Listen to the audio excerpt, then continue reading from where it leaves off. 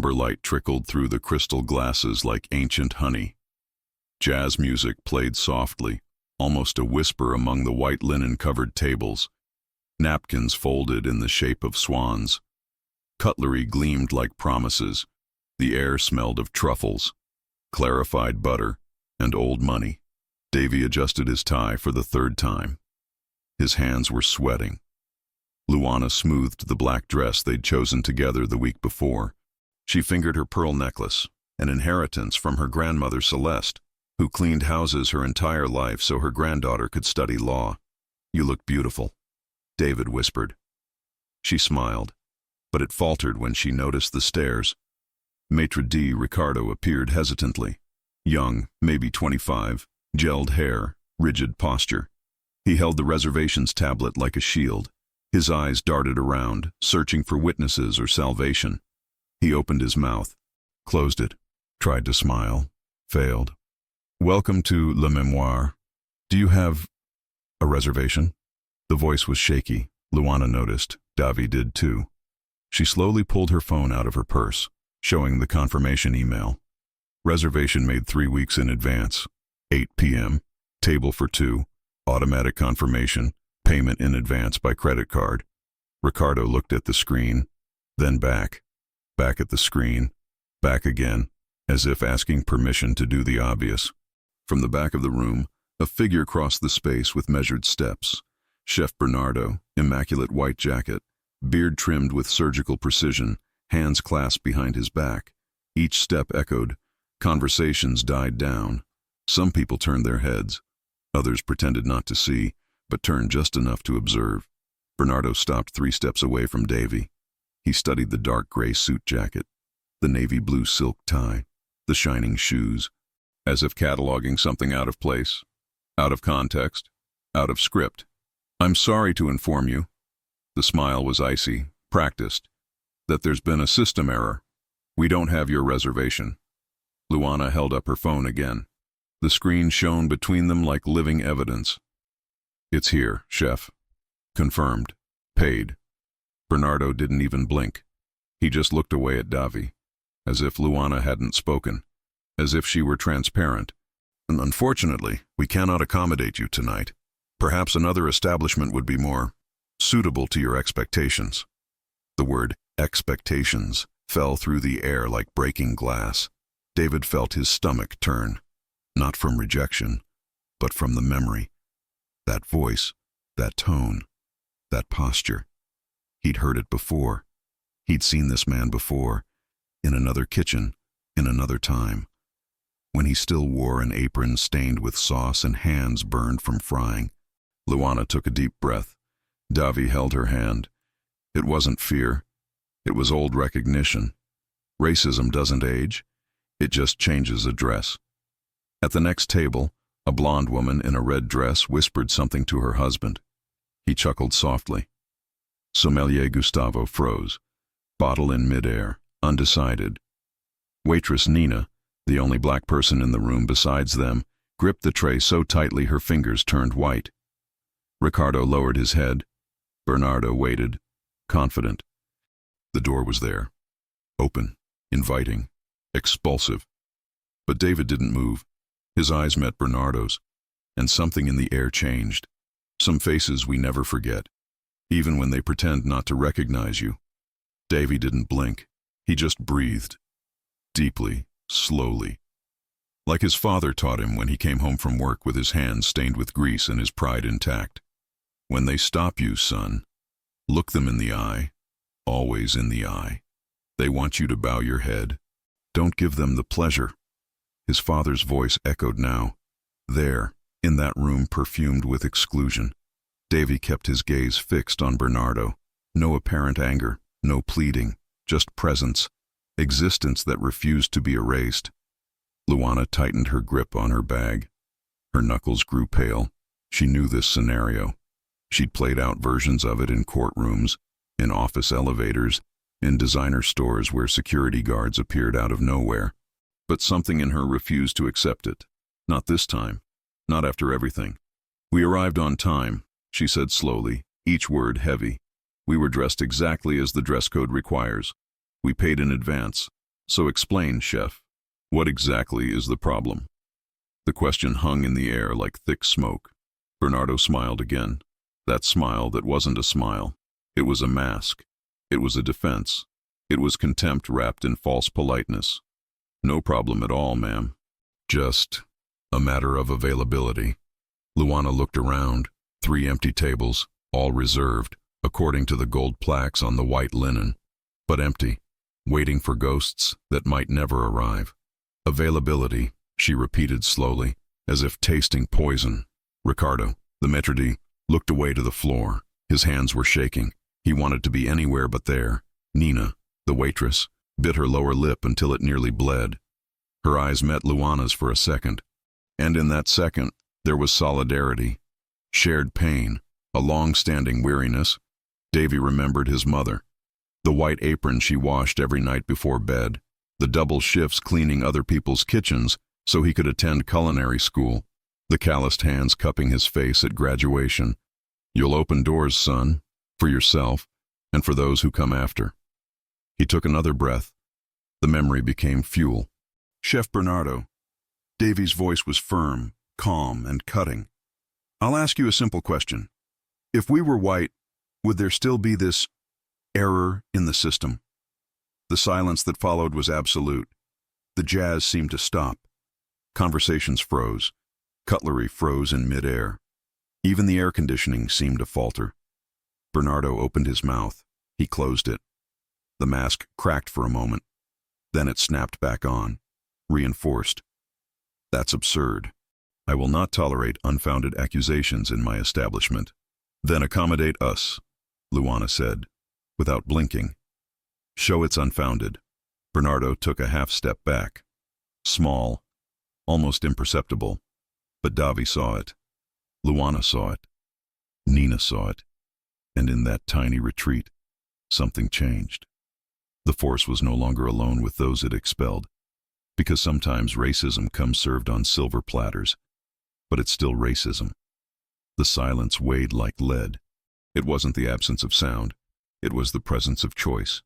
Every person in that room was deciding, at that very moment, which side they would take. And most had already chosen. At table 3, the gray-haired couple feigned sudden interest in the wine label. The man adjusted his glasses. The woman fiddled with her napkin as if it were origami, but their eyes betrayed them. They looked away. They looked again. Complicity disguised as discomfort. Table 7. The blonde woman in the red dress leaned over to her friend, whispering something behind her champagne glass. Her friend laughed. Quietly, discreetly, but the laughter was there. Audible, sharp, as if humiliating others were entertainment. Sommelier Gustavo remained frozen, bottle suspended in midair. He had been trained to serve wine, not to witness injustice. Or perhaps that was exactly what he had been trained for. To serve and remain silent. To observe and ignore. To remain neutral while racism unfolded inches away. But Nina couldn't pretend. She gripped the tray so tightly her hands trembled. Her eyes burned. Not with anger, with recognition. She'd been there before. Not at that table. But in that place. In that position. Invisible until the moment her presence became uncomfortable. A man in a gray suit at table 10 took out his cell phone. Discreetly. Filming, taking pictures. Or just checking messages while a public humiliation was happening meters away. Impossible to know. But he was looking. Everyone was looking. Ricardo, the maitre d', bit his lower lip. He was 25. He needed this job. He had bills, dreams, fears, but he also had eyes, and a conscience, and shame growing in his chest like a weed. Luana felt the weight of all those stares. It wasn't paranoia. It was experience. She recognized collective judgment, the way white spaces closed around black bodies like invisible walls, the way silence became a weapon. David touched her arm, lightly, firmly. I'm here, the touch said. We're not alone. We never were. Nina took a step forward. Small, hesitant, but forward. Her eyes met Luana's, and And in that look was something greater than solidarity. It was testimony. It was a mirror. It was, I see you. I know what this is. Bernardo noticed the subtle shift in the air, the growing discomfort. He needed to end this quickly, before it escalated, before anyone questioned it too loudly. Gentlemen, please. I don't want to cause any further embarrassment. But you must leave. Now. The word embarrassment echoed, as if Davy and Luana were the cause, as if existence were provocation. Luana took a deep breath. Davy squeezed her hand. And then, from the corner of the room, Nina whispered, quietly, but audible, "That's wrong." 3 words, small, but enough to break the silence. If you've ever witnessed something like this and didn't know how to react, comment below. Davy closed his eyes for a second, and when he did, he was no longer in the fragrant dining room of Le Mémoire. He was back, 12 years ago. Same place, same walls, but on the other side of the kitchen door. He was 19. His apron was stained with bechamel sauce. His hands were burned from holding hot pans without gloves because he didn't have time. The smell of sautéed garlic, clarified butter, and sweat. Lots of sweat. The heat from the industrial stove clung to his skin like punishment. His mother, Joanna, had washed that white apron the night before, hand-scrubbed the stubborn stains of tomato sauce and oil. She hung it on the makeshift clothesline in the window of their 2-room apartment. She would wake up at 5 in the morning to iron his apron before leaving for her own work. A cleaner in 3 different houses. Her hands were always rough. Her smile was always intact. "You're going to be the first chef in our family," she said, folding her apron like a flag. "You're going to open doors. For you. For those who come after." His father, Antonio, would return from the mechanic's shop with his hands stained with grease and his shoulders hunched with fatigue. But he always asked, "Did you learn anything new today, son?" As if learning were the only inheritance that mattered. Davy kept every technique in old notebooks, handwritten notes, recipes he stole with his eyes as he watched white chefs at work. He studied. He practiced at home. He improvised with what little they had. He transformed leftovers into restaurant-worthy dishes. And on that day, 12 years ago, he had created something special. Saffron risotto with orange reduction and Sicilian lemon zest, perfect balance of sweet and sour. Creamy texture, impeccable presentation. Bernardo, then sous chef, tasted it. His eyes lit up. Davy waited for the praise. He waited for the recognition. Instead, Bernardo called the executive chef. He presented the dish as his own creation. He took credit. He received applause. And 3 days later, Davy was fired. No explanation, just, "You're not cut out for this environment. You don't look like a chef."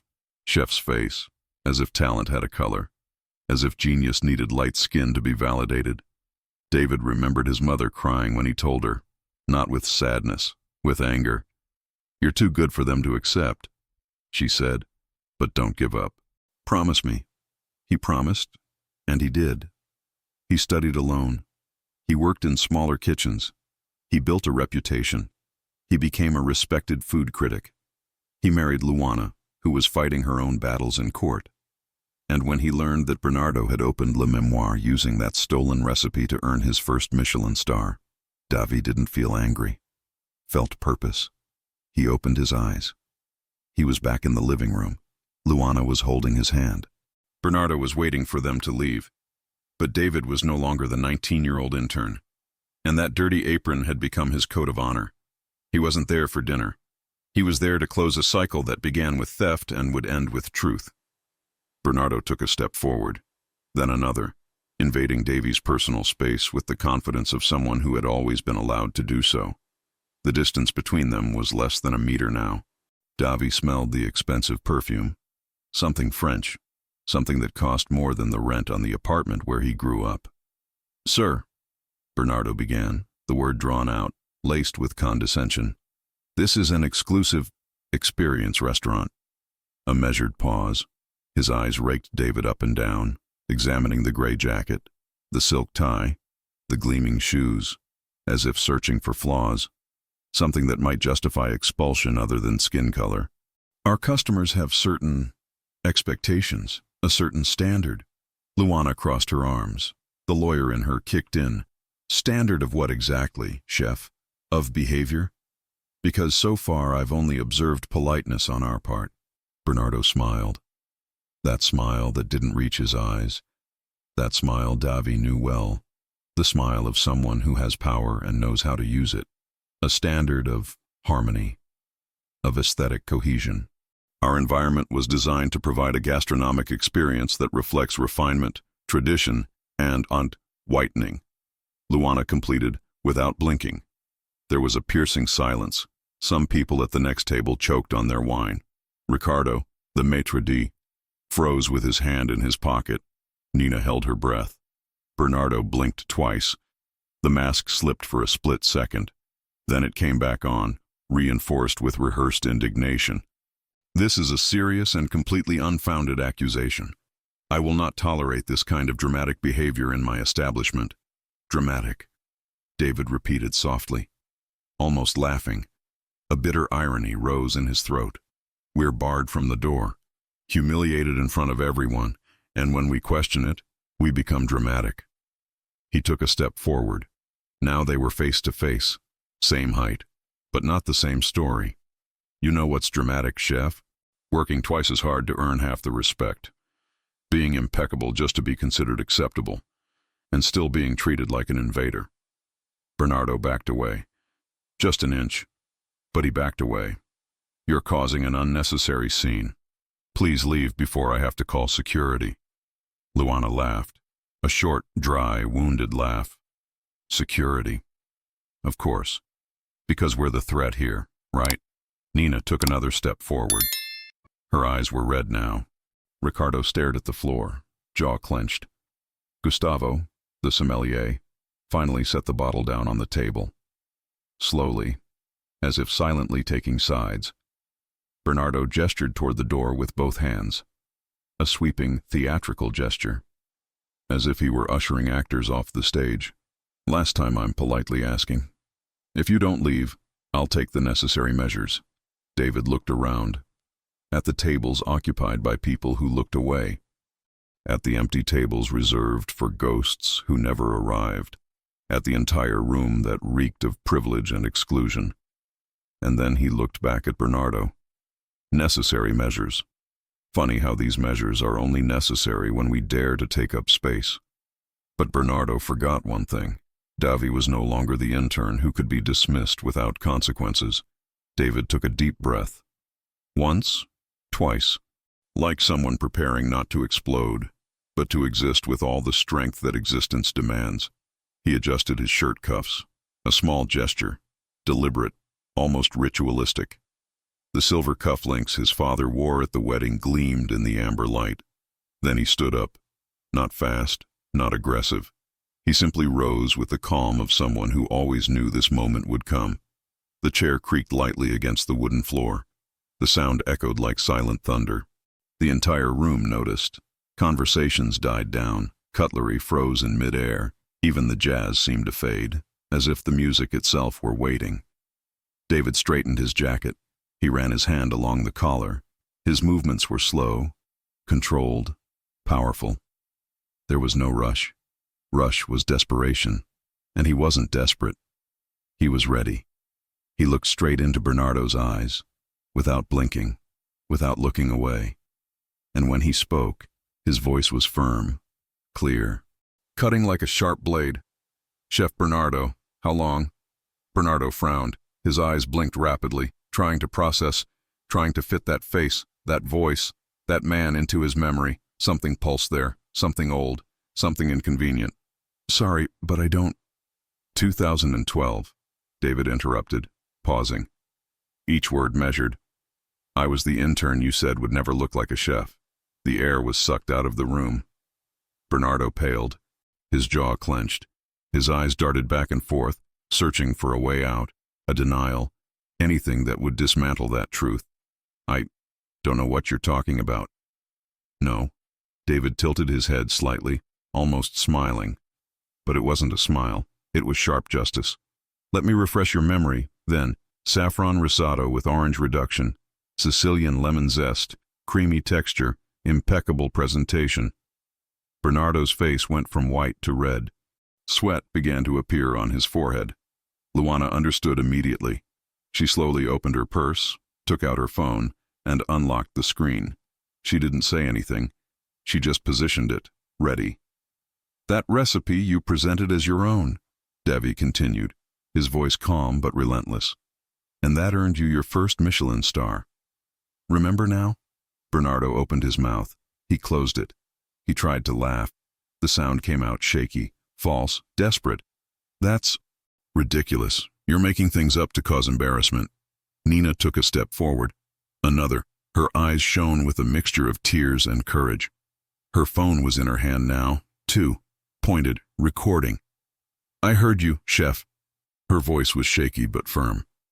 "I heard you talking to Ricardo before they arrived. You said you didn't want those kinds of people in the dining room." Absolute silence. Ricardo closed his eyes. Shame weighed on his shoulders like cement. Gustavo, the sommelier, slowly took off his apron. He folded it, he placed it on the table, and he took 3 steps toward Davi. He said nothing, but the message was clear. He chose a side. Bernardo looked around. At the tables now observing him with new eyes, at the cell phones appearing one by one, at the empire of exclusion he'd built beginning to crack at its foundations. Humiliation was about to change direction. And this time, it wouldn't be David who walked out the door. David stepped forward, not to intimidate, to occupy, to claim the space that was always rightfully his, but denied by centuries of silent exclusion. He raised his voice. He didn't shout. You didn't need to shout. Truth has its own volume. "This man fired me 12 years ago because I didn't look like a chef. Today I came to dinner at the restaurant I helped build, and I was turned away. Not because of my clothes, not because of my money, because of the color of my skin." The silence that followed was so thick it felt solid, palpable, suffocating.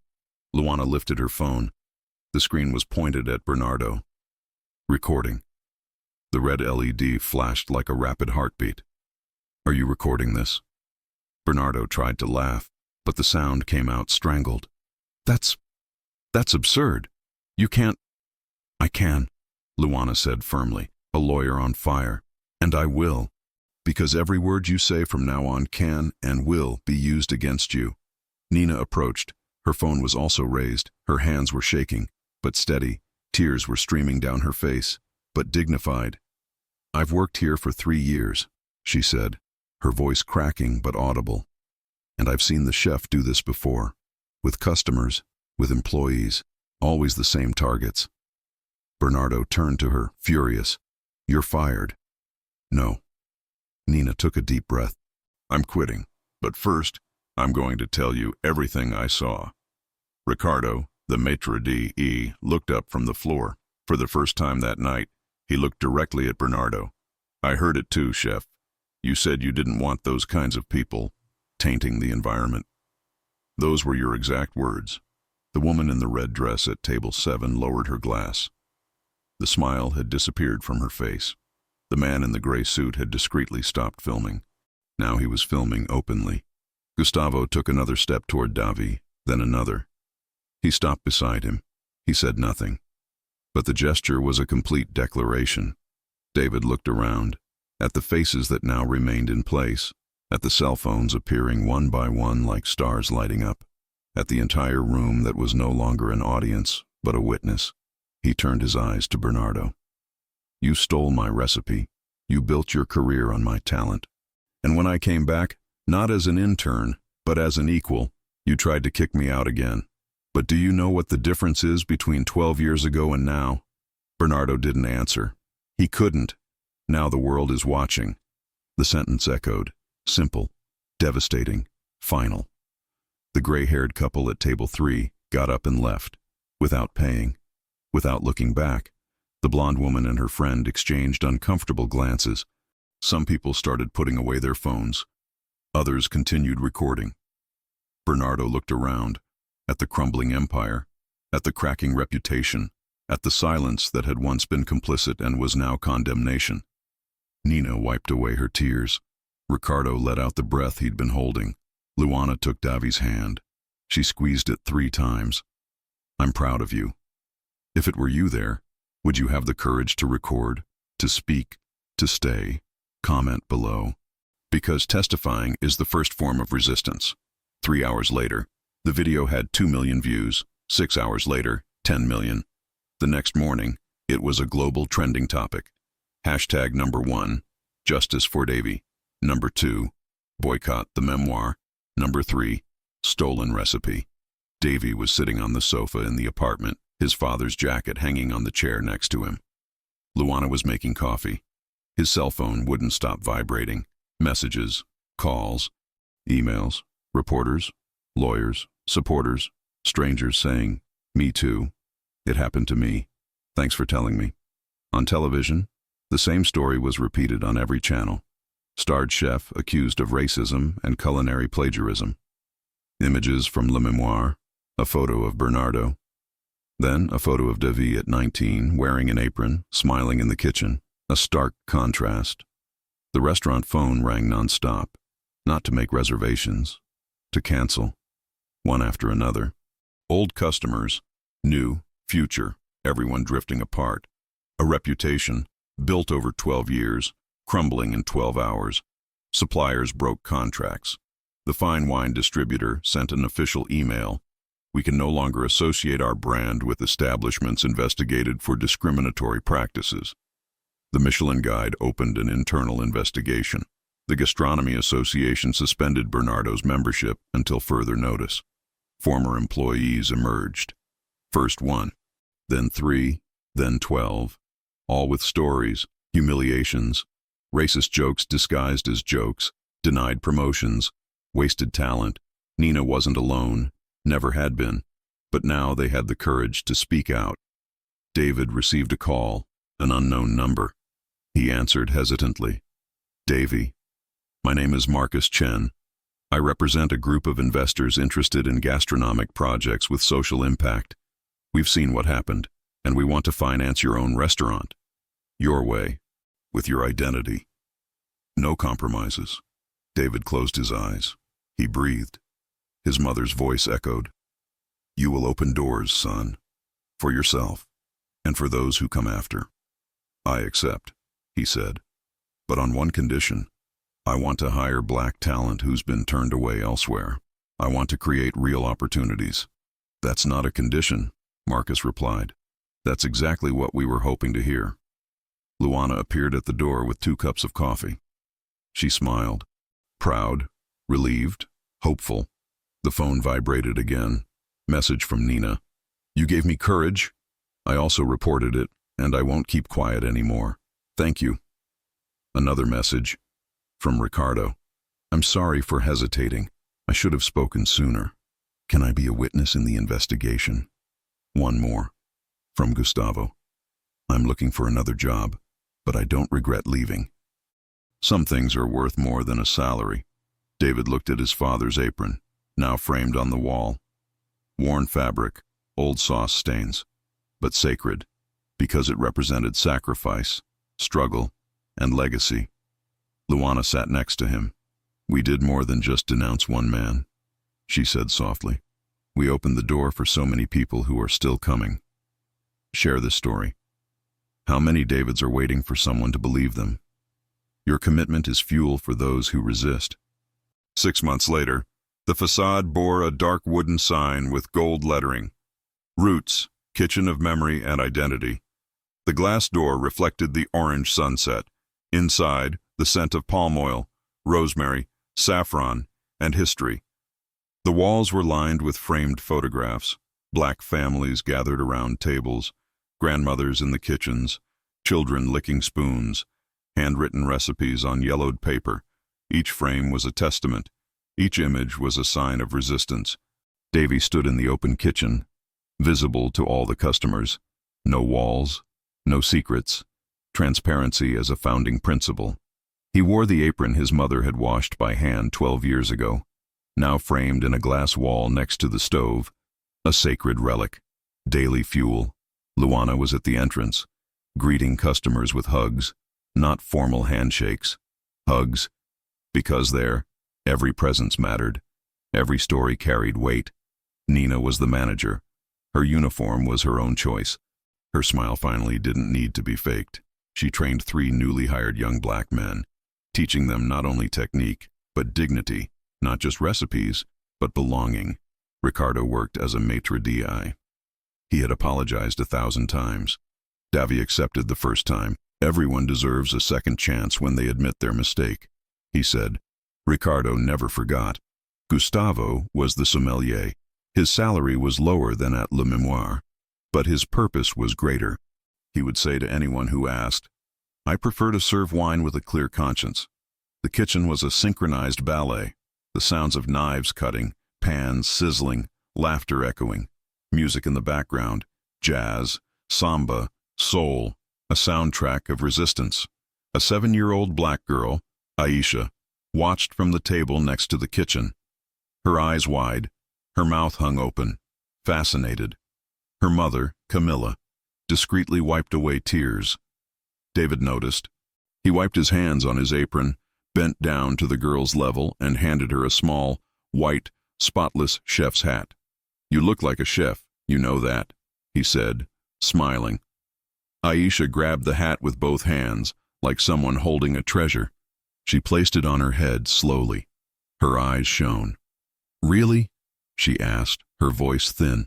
"Really," David replied. "And when you grow up, there's a place here waiting for you." Camilla couldn't hold it in any longer. She cried, but not from pain, from hope. Luana observed everything from the entrance. She smiled. She touched her grandmother Celeste's pearl necklace, an inheritance that now made complete sense. On the main wall, a wooden plaque with a hand-engraved phrase. "Here, every dish carries a story. Every presence transforms the space. Every flavor is a political act." Outside, a line formed. People of all colors were waiting to get in. Because Raízes wasn't just a restaurant. It was a manifesto. It was healing. It was a future being planted in the present. David looked around, at the walls that told stories, at the team that chose dignity, at the girl in the chef's hat daydreaming, and he thought of his mother, his father, those who came before, those who would come after. Because when a door closes due to racism, we don't beg for it to open. We build our own home. If this story moved you, subscribe. We still have many voices to amplify.